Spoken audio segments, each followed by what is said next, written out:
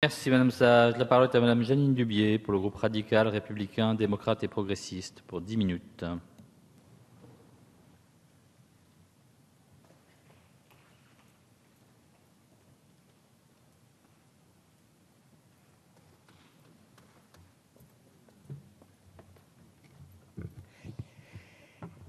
Monsieur le Président, Monsieur le Ministre, Monsieur le rapporteur, chers collègues. 7 ans après que la loi organique du 21 février 2007 ait érigé la commune de Saint-Barthélemy au statut de collectivité d'outre-mer autonome, la proposition de loi a pour objet d'ajuster ce statut pour une meilleure adaptation aux problématiques locales. Depuis 2007, par petites touches, plusieurs textes ont été adoptés, tendant à normaliser le statut de Saint-Barthélemy, notamment du point de vue fiscal, puis dorénavant, les habitants de cet îlot des Antilles françaises sont soumis à l'impôt sur le revenu. Dans le cadre du partage des compétences entre l'État et la collectivité qui nous intéresse aujourd'hui, la proposition de loi rapportée par notre collègue Daniel Gibes tend surtout à préciser et à accroître les compétences de Saint-Barthélemy.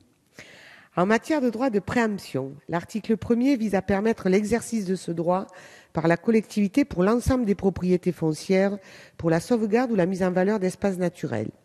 La commission des lois du Sénat a approuvé cette mesure de renforcement du droit de préemption et la commission des lois de l'Assemblée s'est rangée à son avis. L'article 2 visait à établir un principe d'approbation tacite par le représentant de l'État des délibérations prises par le Conseil territorial.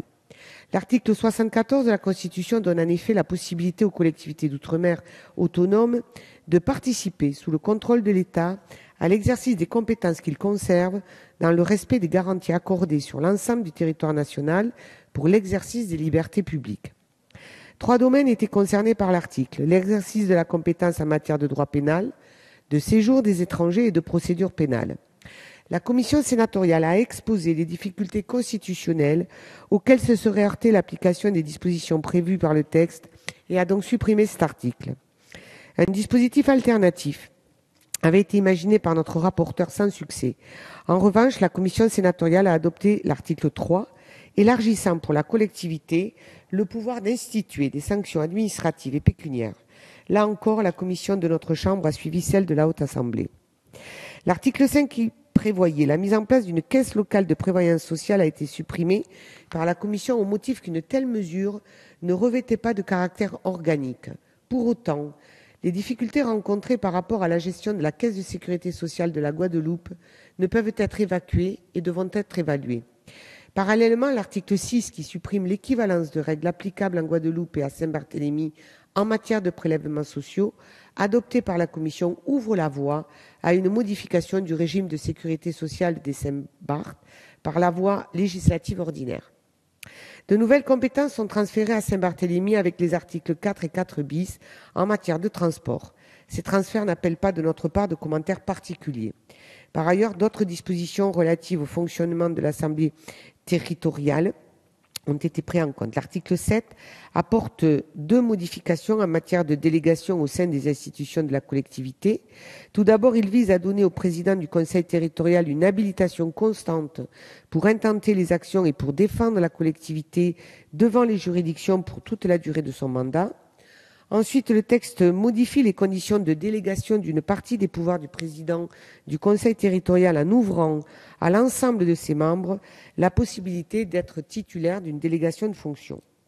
À travers cet article, la commune de Saint-Barthélemy est également associée à un dispositif introduit pour tous les départements et les régions par l'article 82 de la loi du 12 mai 2006 de simplification et de clarification des procédures.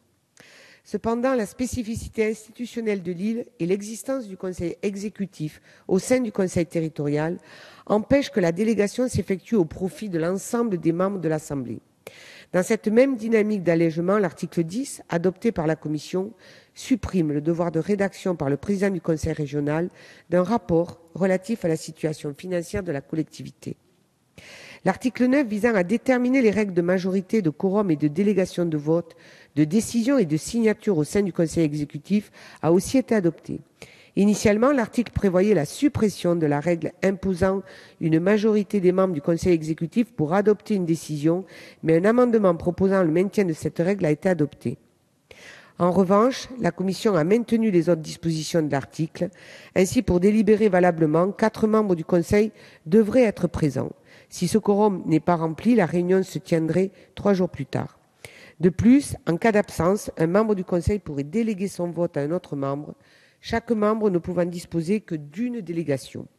Enfin, seul le président serait signataire des décisions du Conseil exécutif, les contreseings des membres chargés de leur exécution étant ainsi supprimés. En revanche, la Commission a supprimé l'article 8, qui mettait fin au pouvoir d'animation et de contrôle d'un secteur d'administration par un membre du Conseil exécutif.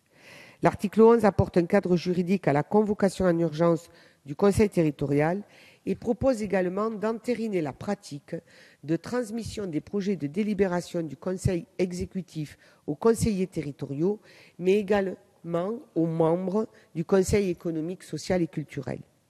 L'article 12 instaure un délai minimum laissé au Conseil économique, social et culturel pour rendre ses avis. Cet article vise à associer davantage le CECS à l'ensemble des décisions de la collectivité. Il vient compléter la disposition de l'article 11 visant à transmettre l'ensemble des projets de délibération à ce Conseil. Le CESC disposerait alors de 12 jours pour déposer un avis. L'article 13 revoit la composition de la commission consultative des charges. Cette commission a pour mission d'accompagner le changement de statut de Saint-Barthélemy. L'article propose de retirer les représentants des collectivités guadeloupéennes, puisque plus aucun lien budgétaire ne les unit désormais. À la séance du 3 avril 2015, en commission des lois à l'Assemblée nationale, aucun des 6 amendements proposés par notre rapporteur, M. Daniel Gibes, n'a été retenu. Si les propositions de notre collègue méritaient toute attention, l'adoption par la commission des lois du texte dans sa version sénatoriale a l'avantage de permettre une adoption conforme et donc une promulgation et une application rapide.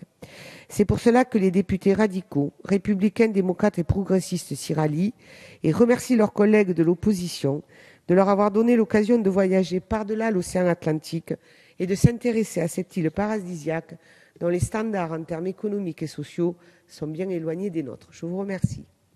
Merci.